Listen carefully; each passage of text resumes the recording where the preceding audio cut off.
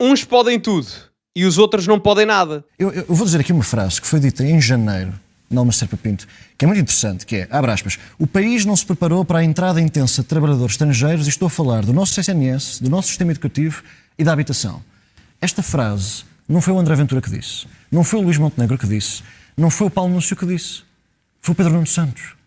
Só que, como ele é do PS, ele pode falar de imigração assim, com realidade, e ninguém o vai acusar de extrema-direita. Calorosas saudações e, por acaso, Pedro Nuno Santos tem andado bastante desaparecido, ao contrário do botão do like deste vídeo que aparece em todos os vídeos que fazemos. Portanto, meus amigos, metam like no vídeo e subscrevam o canal para chegarmos aos 300 mil subscritores, até porque quase 40% das pessoas que vê o canal ainda não é subscrita. Portanto, subscrevam e partilhem também nas vossas redes sociais, que ajuda bastante. Relembro que tem o código Sousa10 na Prozis para 10% de desconto quando fizerem compras no site. Podem ir lá ter diretamente através do segundo link da descrição. Ora, o que é que se passa?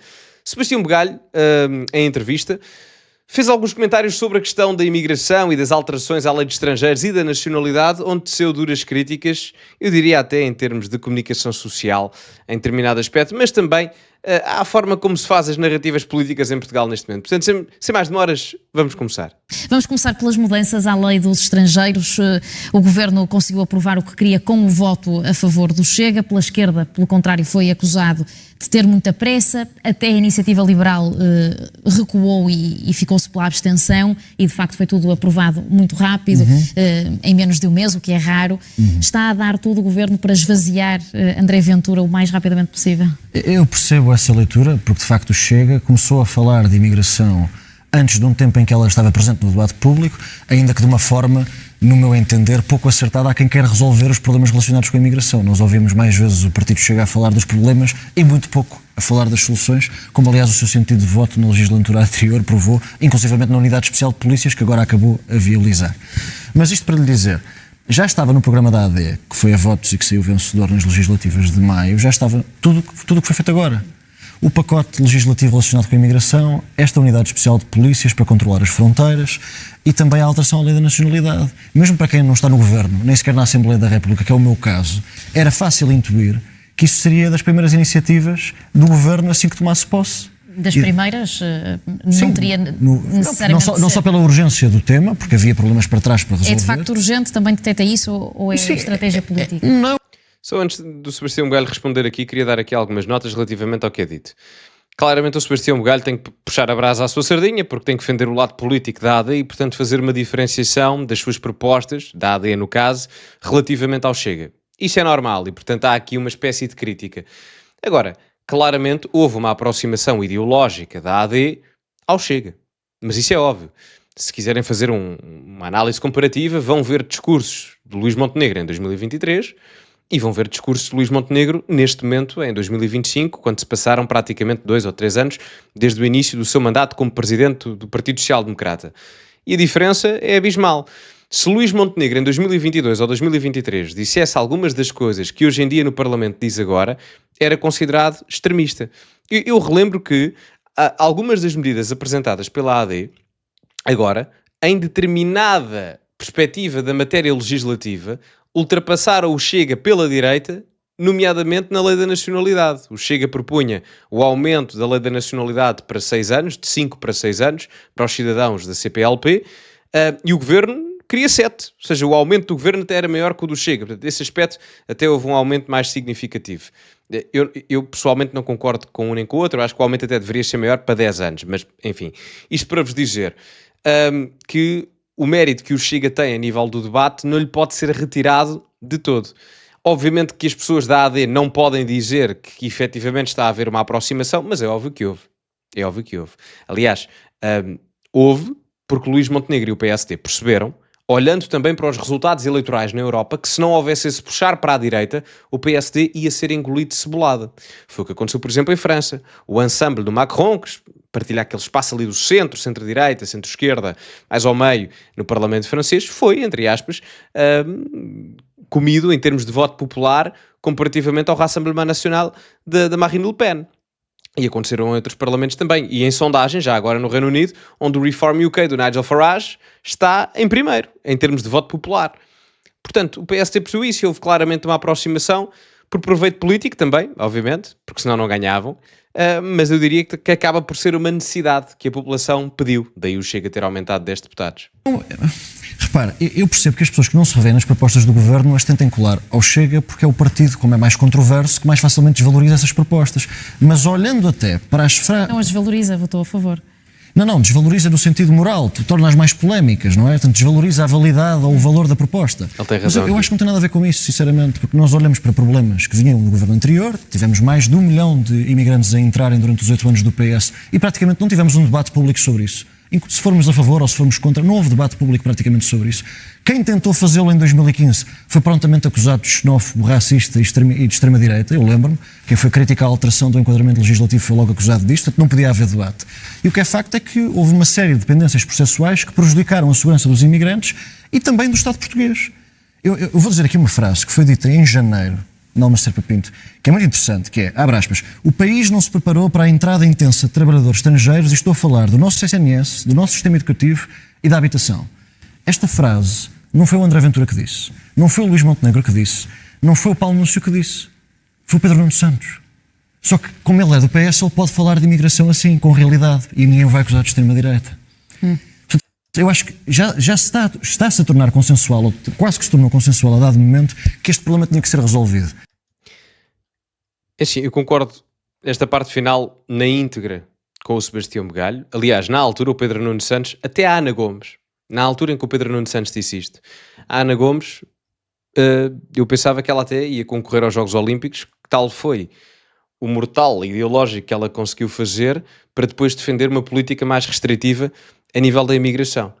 Agora é assim, se me perguntarem nestes aspectos de política securitária, em termos de política pública, quem é que tem culpa? O Sebastião Bugalho tem toda a razão, atenção. Já em 2015, e não foi bem em 2015, eu diria até que foi em 2017, na altura vocês podem ver também declarações do Pedro Passos Coelho a dizer que a alteração à lei da nacionalidade era uma estupidez completa. Ele não diz estupidez, mas enfim, era uma rebaldaria completa e que não fazia sentido absolutamente nenhum, até porque na Europa as pessoas ligavam cada vez mais à sua segurança e das suas comunidades. Enfim, numa narrativa muito mais securitária àquela que a AD e o Chega têm neste momento. Portanto, ele aí tem razão. Contudo, há críticas que têm que ser feitas ao próprio PSD, porque em matéria de política ou de narrativa mais securitária relacionada com questões de segurança, o PSD também se afastou em vários momentos. Quando o Chega na altura já falava sobre isso, em 2020, 21, 22, não havia propriamente uma aproximação do Rui Rio ao André Ventura, como existe agora de Luís Montenegro a André Ventura. Portanto, o PSD também é criticado, pelo menos na minha ótica, ou tem que ser criticado nesse aspecto. Em 2017, quando o André Ventura coloca em cima, quando é candidato a Loures, pelo PSD na altura, e fala de questões problemáticas a nível de segurança, relacionadas com as questões da comunidade cigana, ou outras comunidades, ou os problemas dos bairros e etc., em Loures, o CDS rompeu o acordo que tinha com o PSD na Câmara de Loures, para se candidatar ao lado do André Ventura. Houve figuras do PSD dentro do partido que se distanciaram prontamente do André Ventura. E portanto é assim, e estão legitimamente, e podem fazê-lo se assim o entenderem. O problema não está aí. O problema está em agora se criticar isso, com razão, como o Sebastião Bugalho tem, e atenção que eu não estou a acusar, porque ele na altura nem tinha partido, nem sequer tinha sido candidato à Assembleia da República, portanto ele aqui tem toda a legitimidade para fazer esta crítica. O problema é que houve pessoas dentro do PSD, que agora talvez até defendam isto, mas que na altura condenaram aquilo que estão a defender agora. Por um lado, podemos dizer que a hipocrisia é perfeitamente político, isso é um argumento legítimo. Por outro lado, ainda bem que mudaram de opinião, porque efetivamente o país precisa de resolução nestas matérias. Caso contrário, o problema iria aglomerar-se. E eu até fico surpreendido porque nós mudámos muito rápido. Nós em Portugal tendemos a demorar um pouco mais do que o resto da Europa, e para não chegarmos a níveis de problemas como em França, como existe neste momento, ou nos Países Baixos ou na Bélgica, a nossa alteração foi feita ideologicamente, a nível parlamentar, mais cedo do que nos outros países. E isso acaba por ser positivo. E talvez tenha sido das poucas vezes que existiu. Vamos ver o que é que acontece. Mas vamos prosseguir. Agora, como o Partido Socialista tem alguma itinerância política ainda a recuperar do terceiro lugar que teve no resultado eleitoral, agora de repente falar de imigração passou a ser de extrema-direita. Mas eu queria só chamar a atenção para uma coisa. É muito perigoso voltar a repetir esse erro. Porque esse foi o erro que cometemos há 10 anos, antes da crise migratória que ocorreu em Portugal ao longo desta década. Também o Primeiro-Ministro teve os seus avanços e recuos sobre esta matéria e não foi assim há tanto tempo, não é preciso recuar declarações que existem de 2023, podemos ir para o final de 2024, por exemplo, sobre o reagrupamento familiar, dizia que era algo para ajudar as famílias, que o Estado vai continuar a agir no âmbito da União Europeia para privilegiar o agrupamento familiar, para que fossem bem integradas mas essa em é a nossa Portugal. posição. O reagrupamento familiar não acaba. Mas neste momento, sim, não acaba, mas é bastante apertado, até mais longe do que a própria diretiva europeia, que inclui o cônjuge para a autorização de residência, e agora não, é preciso ter o visto de trabalho, o que ainda o visto de trabalho tem a ver com o pacote legislativo todo, no sentido em que não vamos deixar entrar ninguém que não tenha ou a oferta de uma proposta de emprego ou mesmo o contrato de trabalho, que foi algo que tinha um efeito de chamada que deu origem ao excesso migratório que vivemos nos últimos anos. E também é isso que justifica, por exemplo, a rapidez e a celeridade deste processo legislativo. Não tem nada a ver com pressa, porque nós só vamos a eleições daqui a 4 anos. Eu diria que há alguma pressa, atenção, no sentido em que, em primeiro lugar, obviamente que o Sebastião Bugalho, sendo eurodeputado da AD, não vai dizer que o Luís Montenegro fez aqui um contorcionismo ideológico.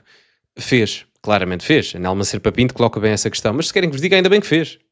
Porque foi um contorcionismo ideológico para melhor, porque o país precisa efetivamente disso e as pessoas votaram nesse sentido. Agora, a realidade é que, relativamente às questões das diretrizes europeias, Portugal, ao ver os exemplos do que aconteceu no resto da Europa, está a precaver-se. E, a meu ver, bem. E há uma questão de aproveitamento. O Sebastião Bugalho pode dizer, bom, mas nós só vamos a eleições daqui a 4 anos. Mais ou menos. Há autárquicas daqui a 3 anos. E as autárquicas são umas eleições muito importantes para a AD, porque paulatinamente a AD, nas últimas décadas, se olharem para o resultado das eleições autárquicas, foi perdendo câmaras para o Partido Socialista. O Partido Socialista em 2021 teve uma vitória astronómica. Em 2017 também. Aliás, em 2017, nas penúltimas autárquicas, é esse resultado eleitoral que leva a Pedro Passos Coelho a demitir-se da liderança do PSD. Ora, tendo em conta toda essa conjuntura, Luís Montenegro claramente quer recuperar muitas das câmaras e tornar-se o principal partido autárquico ao PSD. Porque é isso que falta à AD. Não sei se já perceberam isto. A AD, neste momento, ou o espaço ideológico da AD, neste momento tem a Câmara de Lisboa com Carlos Moedas, Rui Moreira na Câmara do Porto. Obviamente que os mandatos vão acabar e vamos novamente a eleições, mas à data de hoje, Câmara de Lisboa com Carlos Moedas, Rui Moreira, que embora não sendo da AD, está claramente no espaço ideológico da AD, na Câmara do Porto. O Governo dos Açores é da AD. O Governo da Madeira é da AD. O Governo Nacional é da AD. O Presidente da República é da AD. Marcelo Rebelo de Sousa do PSD. Ou seja, para completar o grande slam todo, quase, não é? Vamos dizer, os troféus todos a nível eleitoral em Portugal, Luís Montenegro só precisa de ter mais câmaras do que o Partido Socialista nestas próximas eleições. Por isso é que implementa já as políticas de imigração. Ainda bem, é claramente aproveitamento político, atenção. Claramente, por causa disto que eu estou a mencionar das eleições autárquicas. Porque há muita autarquia no sul do país, principalmente, e até na zona centro já começa a existir, com problemas de imigração muito vincados. E claramente ao aplicar estas propostas legislativas antes das autárquicas, está claramente numa tentativa de já ganhar votos contra o PS, mas também contra o Chega, nas zonas em que vão rivalizar estes 3 partidos. Portanto, não é claramente de forma ingênua. É preciso perceber isso. Portanto, as autárquicas é aquilo que falta a Luís Montenegro para ele poder dizer eu mando em todo o lado. Madeira, Açores, Lisboa, Porto, Presidência da República e Governo Nacional. Muita atenção, é um pormenor importante. Tem a ver com uma explicação muito simples, que se nós olharmos para o desenvolvimento de dossiês legislativos relacionados com a imigração no resto da Europa, ou por exemplo no Canadá, ainda com o Justin Trudeau antes de sair este ano, todos esses dossiês são feitos com enorme velocidade nos parlamentos respectivos por uma razão simples, porque as pessoas que estão fora do país, quando vêm a lei de imigração a mudar, têm um efeito de chamada para irem mais depressa para esse país. Não tem nada a ver com o Chega. Eu não estou a dizer que a Nelma está a fazer isso, mas eu fazia aqui uma chamada de atenção às pessoas do espaço público, especialmente os agentes políticos, os partidos políticos que estão na oposição, que é, se nós transformamos todo o debate sobre a realidade e sobre as políticas públicas no assunto do Chega, só estamos a insuflar ainda mais... Não, mas neste caso nem estamos a falar do Chega, estamos a falar de uma medida muito em concreto. Jorge Miranda... Não, aí estão a falar do Chega, então a pergunta foi feita do Chega há bocado, por amor de Deus. Um grande constitucionalista sobre esta, muito em particular, diz que pode ser uma restrição excessiva, violadora do princípio da proporcionalidade do reagrupamento familiar. Sim, mas não há, a diretiva europeia... Mas não há nenhuma... Não é tão restrita. Mas não há nenhuma... Não é por causa do contrato de trabalho, é verdade, mas não há nenhuma norma que vise diretamente o reagrupamento familiar neste pacote legislativo, que vá além da diretiva europeia de António Vitorino quando era Comissário das Migrações em 2003.